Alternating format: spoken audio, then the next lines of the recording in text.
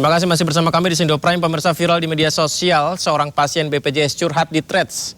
Menunggu hingga 8 jam lamanya menjalani pengobatan. Di awal-awal saat curhat di-upload, sejumlah tenaga kesehatan mengomentari kritikan atau memberikan kritikan terhadap curhat tersebut, pemirsa. Jadi ini nih, 8 jam belum dapat ruangan, gak mau spill rumah sakitnya. Soalnya gue pakai BPJS, itu adalah curhatan dari pasiennya ya. Kemudian ini adalah beberapa komentar tenaga kesehatan maksud saya, tenaga kesehatan yang mengkritik curhatan tadi. Aduh, ini sampai potong aja kak, nadinya nanti juga cepat dapat ruangan. Ada juga yang komentar orang miskin, harta miskin ilmu, miskin akal tapi pengen diistimewakan. Aduh, tak berapa lama saya rame-rame komentar, ternyata pasien yang menulis status tersebut meninggal dunia, pemirsa. Informasi ini disampaikan salah satu anggota keluarga yang update di komentar akun almarhum. Ya, saya yakin sih yang komentar-komentar kritikan tadi tidak menyangka ya musibah ini ya. Dan ribuan netizen akhirnya menyayangkan komentar tenaga kesehatan terhadap pasien yang kemudian meninggal dunia akhirnya viral. Beberapa tenaga kesehatan yang ikut berkomentar pun ujung-ujungnya minta maaf melalui sosial medianya. Kenalkan, nama saya Widyadini Pangestika. Pertama, saya turut berduka cita atas meninggalnya almarhum Yuhrizal. Semoga amal ibadahnya dapat diterima di sisi Allah. Amin.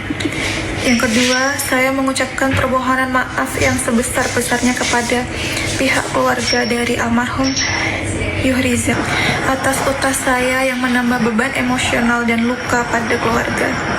Saya menyadari kesalahan saya dan ketidakprofesionalan saya sebagai tenaga kesehatan. Saya juga meminta maaf kepada instansi saya karena utas saya tersebut mencoreng nama baik instansi saya. Di sini saya bersungguh-sungguh untuk meminta maaf. Saya berjanji tidak akan mengulangi lagi di kemudian hari. Nama saya Benny Christian Sihombing. Saya ingin menyampaikan permohonan maaf atas ketikan saya di media sosial di Threads. Saya juga ingin menyampaikan turut berduka cita kepada pemilik utas yaitu almarhum Yuhrizal. Saya berdoa semoga segenap keluarga diberikan penghiburan. Saya bertanggung jawab penuh atas segala tulisan yang saya buat, dan jikapun nanti ada proses hukum, saya akan mengikutinya tanpa pembelaan ataupun menyewa pengacara, itu tidak akan. Saya juga menerima semua konsekuensi dari rumah sakit, dari ID ataupun MK ataupun pengadilan ataupun instansi lainnya. Saya Norma Zahara, izinkan saya menyampaikan permintaan maaf dan penyesalan saya yang sebesar-besarnya terhadap sikap dan tindakan saya di sosial media Threads yang telah menyinggung dan menyakiti almarhum Yuhrizal beserta keluarga. Terkhusus untuk mereka dan untuk pada umumnya saya meminta maaf kepada netizen Indonesia untuk memaafkan perbuatan saya yang tidak senonoh dan sangat-sangat tidak mencerminkan sebagai manusia. Ya, betapa ya pemirsa, betapa jadi sangat jauhnya. Ini kebayangkan posisinya kita lagi main HP nih, terus lihat medsos, kesel dikit langsung komentar, tapi ternyata efeknya luar biasa loh pemirsa. Ya, tenaga kesehatan bersumpah merawat jiwa, tapi empati justru sirna. Pasien BPJS Kesehatan mengembuskan nafas terakhirnya setelah usahanya ngantri berujung sia-sia. Segelintir dokter justru memberikan komentar dingin, melukai rasa kemanusiaan lewat huruf-huruf yang dirangkai lewat ketikan. Dan kita akan bahas dialognya bersama pengamat komunikasi Universitas Indonesia Firman Kurniawan. Sebenarnya apa yang salah terhadap etika kita dalam bersosial media ketika tenaga kesehatan menunjukkan tidak lagi memiliki empati. Mas Firman, assalamualaikum, selamat malam. Waalaikumsalam warahmatullahi wabarakatuh. Selamat malam Mas Yudi. Apa kabar? Baik, alhamdulillah Mas Firman sehat. Mas Firman sehat ya Mas ya? Alhamdulillah. Baik Mas, ini apa ya, bisa disimpulkan seperti apa perilaku para tenaga kesehatan yang nyinyir di medsos terhadap pasien BPJS yang akhirnya meninggal dunia? Apa yang berubah terhadap tren komunikasi masyarakat di era sekarang sebenarnya? Baik, sebelum saya menanggapi pertanyaan Mas, saya terlebih dahulu menyampaikan rasa duka cita pada keluarga yang ditinggalkan almarhum. Dan tadi saya juga melihat potongan-potongan thread statement dari para tenaga kesehatan dan juga permintaan maaf mereka. Secara umum saya melihat yang berubah dari penggunaan media sosial dibandingkan komunikasi di dunia nyata, seringkali terasa ada jarak di dalam hal merasakan tanggung jawab ketika kita berkomunikasi di dunia nyata, ketika kita berkomunikasi secara langsung bertatap muka dengan orang lain, reaksi itu langsung didapatkan. Ketika kita melakukan atau mengeluarkan statement yang tidak sesuai, itu dengan mimik muka lawan bicara kita, dengan gerakan tubuh, itu kita akan tahu bahwa ada yang salah sehingga kita cepat-cepat mengoreksi. Nah, ketika yang kita lakukan di media sosial, itu ada jarak untuk mendapatkan respon. Dan seringkali ketika kita melontarkan pernyataan yang tidak etis, kemudian juga diperkuat oleh rekan kita, atau mungkin juga ternyata para netizen sebagian mempunyai pendapat yang sama, kita tuh merasa apa yang sudah kita lontarkan itu tidak ada yang salah, itu baik-baik saja. Nah, sehingga baru ketika beberapa saat kemudian tadi diingatkan dengan ternyata pasiennya wafat, kemudian ternyata misalnya para seniornya mengingatkan bahwa Anda sebagai tenaga kesehatan bagaimanapun lelahnya Anda harus berempati pada pasien. Nah, baru di situ tersadar. Berarti yang kemarin saya salah gitu ya Pak Mas Firman ya? Ada yang salah seperti itu Mas. Nah itu satu hal, jadi ada jarak antara realitas yang di dunia nyata dengan di dunia sosial.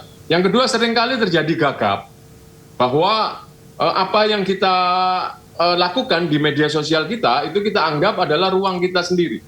Ini adalah akun-akun saya bangun pakai email saya, sehingga apapun yang saya lontarkan terserah saya.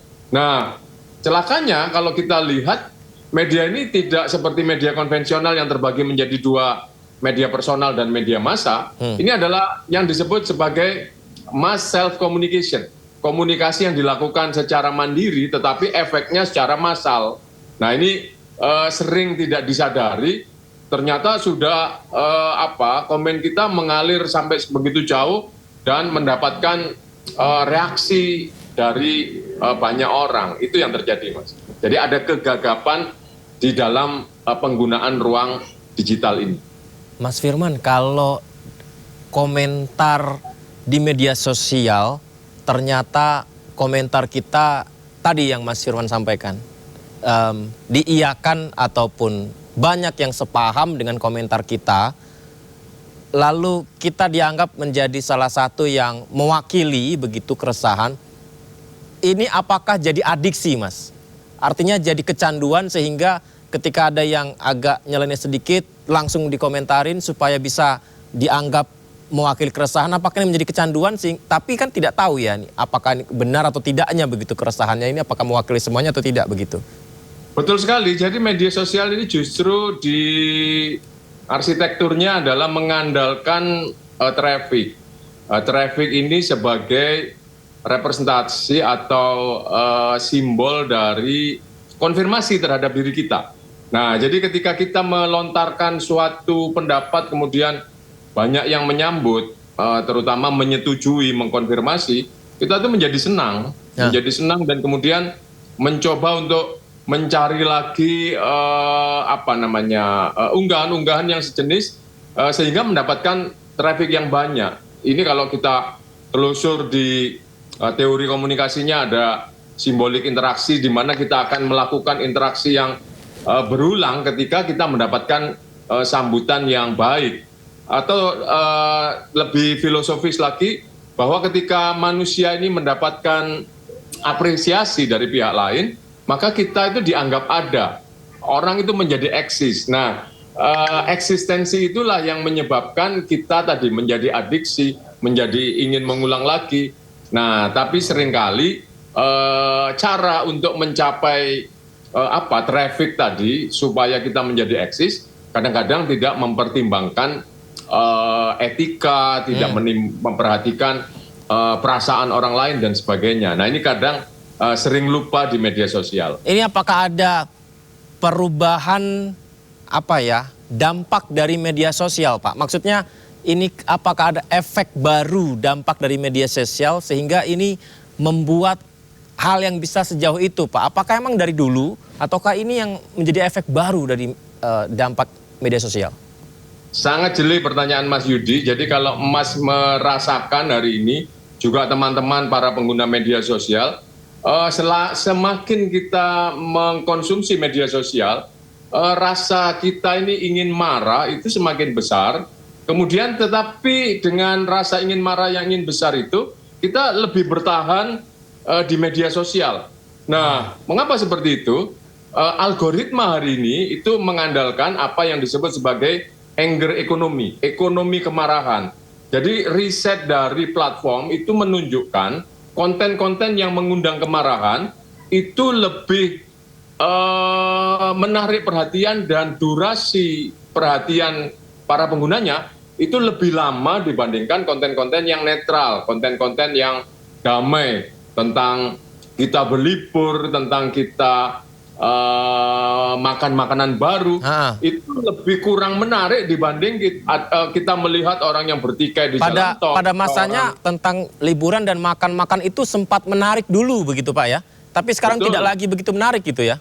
Ya, hari ini yang dijual adalah yang disebut sebagai anger content karena mengandung anger ekonomi, ekonomi kemarahan.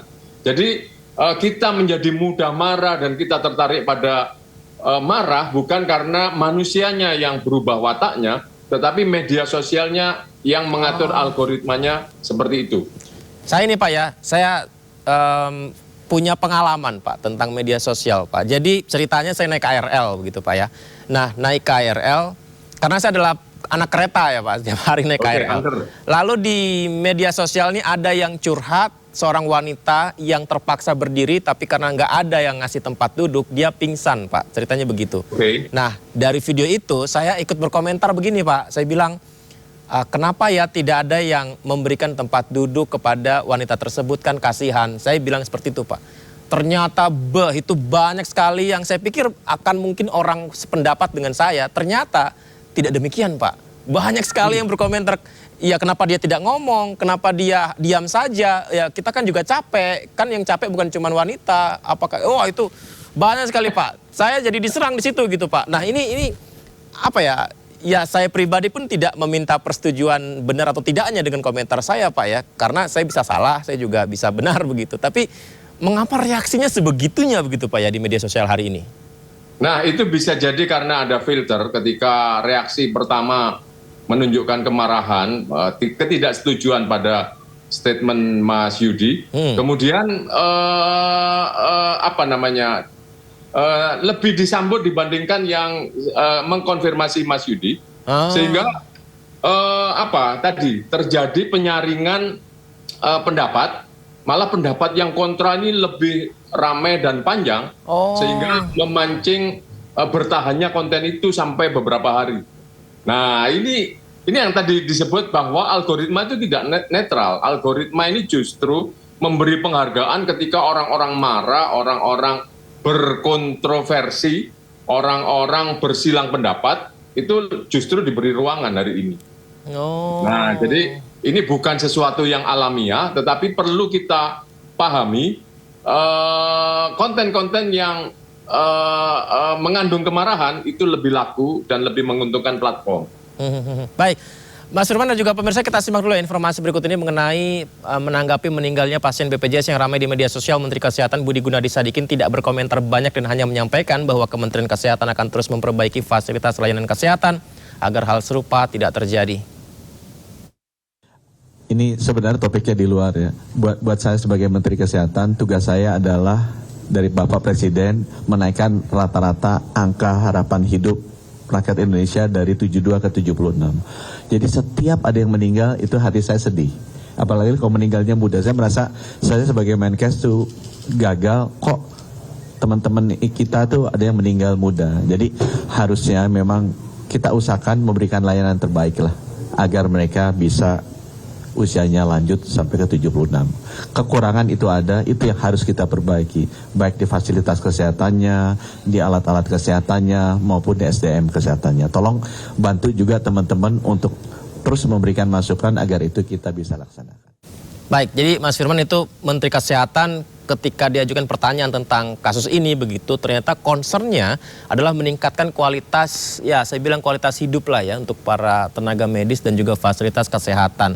Berarti muaranya bukan hanya sekedar asal komen, tapi muaranya adalah bagaimana keluhan, keresahan tenaga medis dan keresahan pasien ini tidak ketemu, kan begitu ya Mas ya? Betul.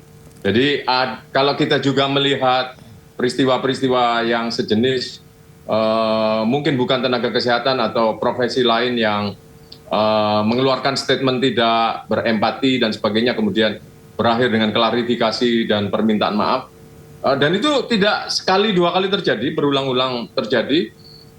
Ini menunjukkan tadi selain ada kegagapan yang tadi saya sebutkan, ada juga persoalan yang struktural memang di balik itu. Jadi apa yang kita lihat sebagai komen yang near empathy ini adalah puncak dari persoalan yang struktural. Ada persoalan mungkin nakesnya terlalu lelah atau tadi fasilitas untuk pelayanan kesehatan yang terbatas. Nah ini semuanya memicu ketika menumpuk memicu perasaan negatif yang kemudian ketika bertemu dengan media sosial dan ada medium pemancingnya keluar sebagai pernyataan yang near empathy.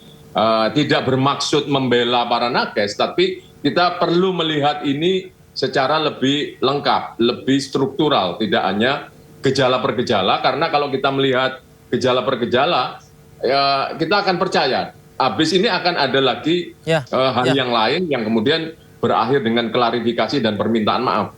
Kalau strukturnya belum dibereskan, tadi termasuk pemahaman kita terhadap algoritma media sosial yang memang menjual kemarahan, maka ini tidak akan pernah selesai. Pak, algoritma menjual anger atau kemarahan itu organik atau memang ada sistem dari aplikasi yang Bapak duga ini ngarahin ke sana, Pak? Ada sistem dari aplikasi. Jadi mungkin Mas pernah melihat penyelidikan tentang terjadinya pemusnahan suku Rohingya di Burma. Itu tidak secara organik terjadi karena konflik antar agama. Tetapi itu lebih dipicu oleh algoritma. Jadi algoritma ketika melihat sesuatu yang perhatian itu besar, banyak, dan lama, itu akan dipertahankan. Jadi dia tidak peduli apakah isi dari kontennya itu etis atau tidak etis, tetapi ketika itu lama dan menghasilkan iklan, itu akan dipertahankan. Nah, hari ini yang laku, yang bisa lama dan menjual iklan, itu yang tadi bernada kemarahan. Kalau waktu-waktu sebelumnya mungkin tadi pamer makanan, pamer destinasi wisata, hari ini adalah yang bertema kemarahan. Ini semoga saja ditonton pemerintah atau Komdigi ya Mas Firman. Karena kalau dari diskusi kita ini, ya koreksi saya kalau salah ya, ini jangan-jangan ada resiko yang sangat berbahaya ketika setiap orang merasa dirinya punya masalah masing-masing tanpa memikirkan sisi pihak lainnya begitu ya. Akan tetapi difasilitasi dengan media sosial yang algoritmanya justru mendukung kemarahan. Berarti kan ke depan akan panjang nih, banyak sekali yang kasus-kasus serupa terjadi Pak ya? Betul sekali.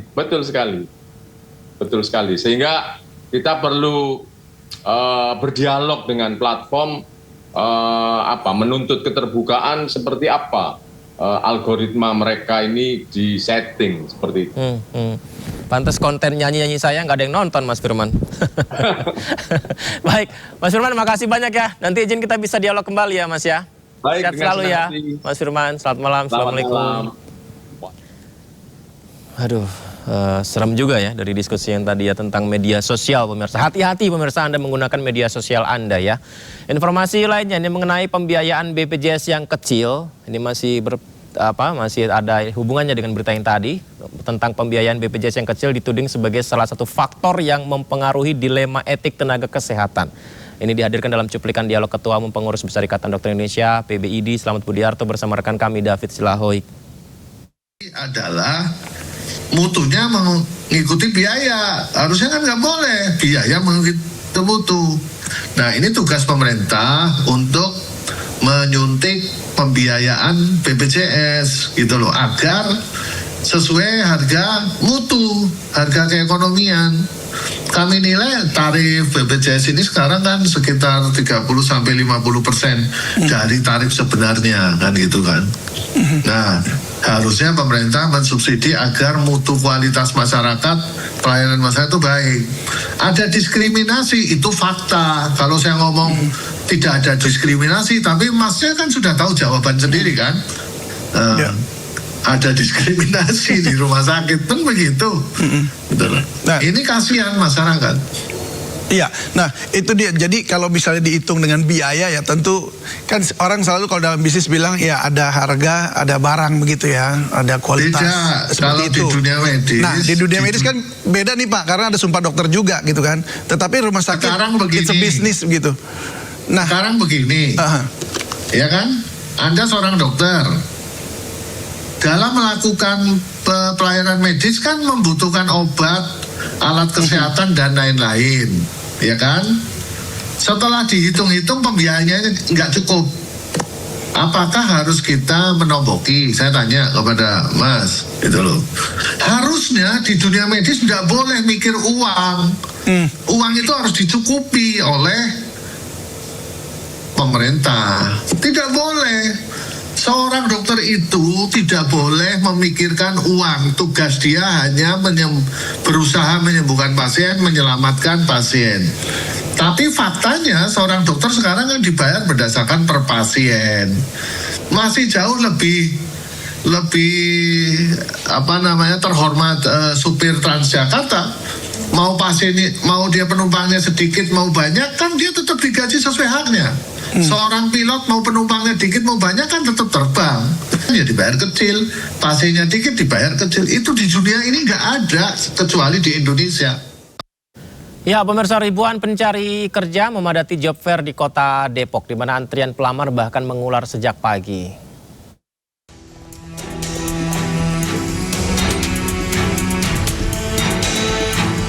Antrian panjang pencari kerja memadati job fair yang diselenggarakan pemerintah Kota Depok pada Selasa. Tak hanya didominasi pencari kerja berpengalaman, job fair ini juga dipadati para lulusan baru yang mencari peluang memulai karir. Job fair ini menghadirkan 25 perusahaan dari berbagai sektor dengan total lebih dari 1.000 lowongan pekerjaan. Kesempatan kerja yang ditawarkan terbuka bagi lulusan SMA, SMK, diploma, hingga sarjana, baik bagi fresh graduate maupun pelamar yang sudah memiliki pengalaman kerja. Saya kan fresh graduation ya Kak, jadi lumayan 3-5 bulanan yang lalu saya sebelum lulus juga udah mulai mencari kerja. Kemudian kesulitannya pertama karena saya kurang pengalaman pekerjaan ya Kak, karena baru lulus kuliah, baru lulus sekolah juga. Rata-rata kan sekarang pekerjaan juga butuhnya yang bergelar atau yang penuh pengalaman dalam bidang pekerjaan. Tadinya istri sekalian itu sih iseng-iseng nyari juga kalau misalnya ada. Jadi sih mau coba cari kerja di sini. Iya. Sudah berapa lama Pak nyari kerja setelah kontrak selesai kerja yang sebelumnya? Sekitar 7 bulan. Pemkot Depok menyatakan peningkatan jumlah pengangguran yang terjadi dipengaruhi perlambatan ekonomi global yang berdampak pada perekonomian nasional. Ya, jumlah pengangguran ini masih di angka 60-70 ribu, di angka 7, sekian persen ya. Jumlah pengangguran dan 6,52%, jadi di angka 60 ribuan ya. Tingginya antusiasme menjadi gambaran akses terhadap pekerjaan masih menjadi tantangan. Dari Depok, Jawa Barat, Iyung Rizky, iNews melaporkan. BPS, Badan Pusat Statistik mencatat pertumbuhan ekonomi kuartal 2 2026 mencapai 5,29% secara tahunan. Realisasi ini lebih rendah dibandingkan kuartal 1 2026 mencapai angka 5,61%. Adapun bila dibandingkan dengan triwulan 1 2026, ekonomi tumbuh sebesar 3,73%. Ekonomi Indonesia berdasarkan besaran produk domestik bruto (PDB) pada tahun 2000 pada triwulan 2 tahun 2026 atas dasar harga berlaku sebesar 6.552,1 triliun rupiah atas harga konstan 3.576,2 triliun rupiah, sehingga pertumbuhan ekonomi Indonesia pada triwulan 2 tahun 2026 bila dibandingkan dengan triwulan 2 tahun 2025 atau secara year on year tumbuh sebesar 5,29%. Bila dibandingkan dengan triwulan 1 tahun 2026 atau secara Q to Q tumbuh sebesar 3,73%. Dan bila dibandingkan dengan semester 1 2025 atau secara C to C tumbuh sebesar 5,45%. Informasi tadi menutup Sindo Prime hari ini. Jangan lupa Anda bisa dapatkan informasi terkini terbaru di kanal YouTube Sindo News atau melalui portal yang menghadirkan berita daerah, nasional, dan berita internasional di sindonews.com. Yudhani pamit, terima kasih banyak. Pemirsa, bijak-bijak menggunakan media sosialnya ya. Jangan komentar yang terlalu berlebihan ya. Sehat selalu pemirsa, sampai jumpa.